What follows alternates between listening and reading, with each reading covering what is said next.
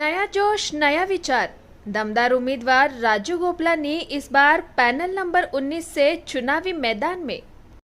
कल्याण Ambernath road पर हनुमान मंदिर के बाजू में स्थित दुकानों को लेकर चल रहा संपत्ति विवाद अब गर्माता जा रहा है।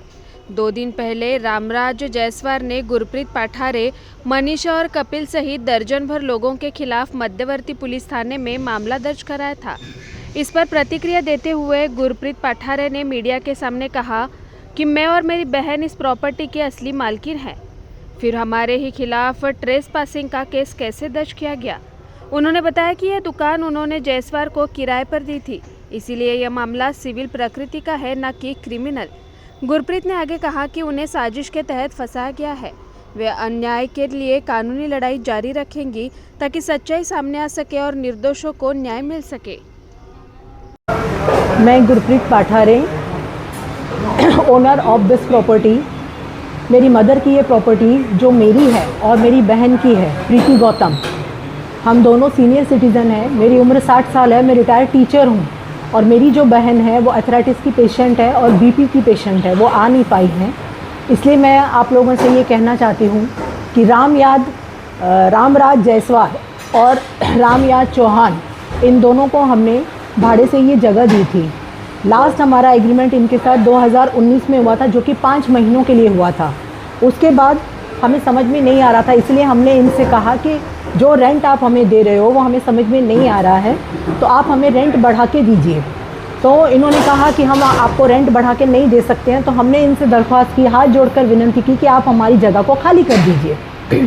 इन्होंने हमसे कहा हाँ मैडम ठीक है, हम आपकी जगह खाली कर देंगे। लेकिन इन्होंने मुझे उसके बाद 2 साल तक बेवकूफ़ बनाया, ना मुझे रेंट दिया है और ना ही जगह इन्होंने मेरी खाली की है। इन्होंने मुझे ये कहा कि हाँ हम जगह देख रहे हैं, 17,000 भाड़े पे हमें कोई एक गाला मिला है और उसका डिपॉजिट का बंदोबस्त नहीं है पैसे देने का, तो वो हम गांव जाएंगे, वहाँ से पैसा लेकर आएंगे और आपकी जगह खाली कर देंगे। तो मैंने कहा ठीक है, हमें कोई लड़ाई झगड़ा वैसे भी करना नहीं था इनके साथ, क्योंकि मुझे मेरी प्रॉपर्टी वापस मिल रही थी। लेकिन इन्होंने मेरी पीठ में खंजर भोंका है, झूठ बोला है, मुझे बहन बोलकर मेरे साथ बेईमानी की है। मेरी प्रॉपर्टी हड़पने के चक्कर में ये इनके अंदर ही पहले से था, जो मुझे पता नहीं चला। मेरे पे केस किया गया, वो भी मुझे नहीं पता चला कि ये मुझे झूठ बोलकर मेरे ऊपर केस कर रहे हैं। केस ये डाल चुके थे, लेकिन मेरी नॉलेज में ये बातें नहीं थी। जब मुझे पता चला तो मुझे एक्स पार्टी डिक्लेयर किया गया। लेकिन फिर भी जब हम अपीयर हुए कोर्ट में, तो कोर्ट का ये ऑर्डर हमें मिला, जो इनका स्टे था ये उड़ा दिया गया कोर्ट से।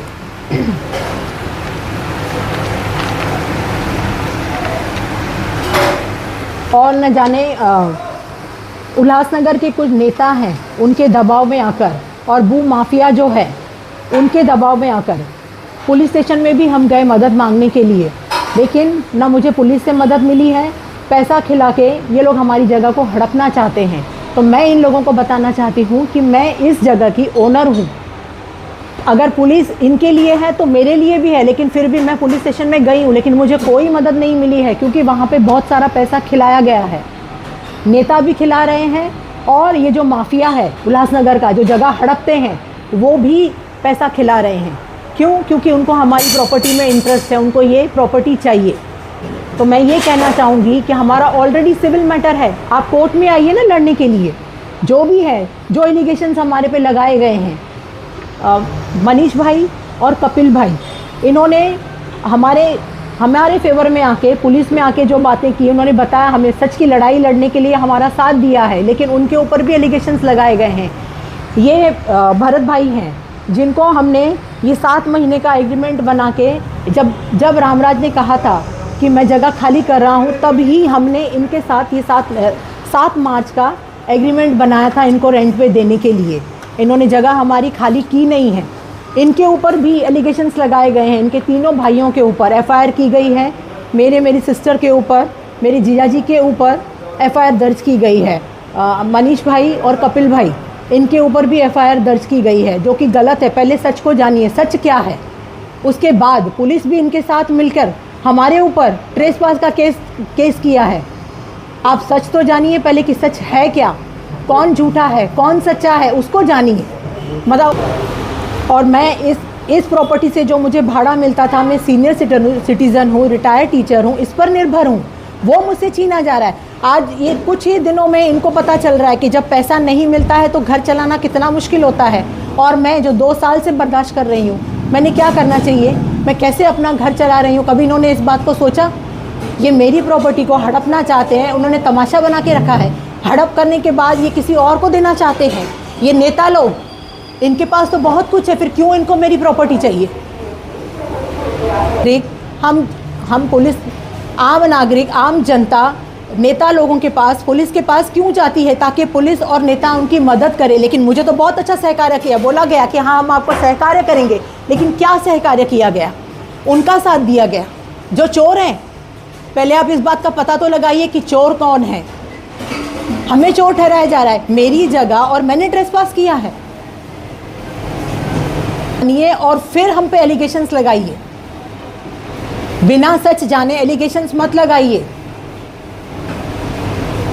मैंने जो 5 महीने का एग्रीमेंट बनाया था उसमें 2 क्लॉज डाले गए थे। एक तो ये कि शटर के जो लॉक हैं उसकी 2 चाबियां, एक हमारे पास होगी और एक उनके पास होगी। और दूसरा क्लॉज ये डाला गया था कि without court and without police हम इनसे हमारी जगह खाली करवा सकते हैं। तो मैंने कोई गुनाह नहीं किया। अगर कोई मारने आएगा तो सेल्फ डिफेंस के लिए क्या हम फाइट नहीं करेंगे? अपने बचाव के लिए क्या मैं अपनी प्रॉपर्टी को बचा नहीं सकती हूँ? तो ये एलिगेशंस मेरे पे क्यों लगाया गया?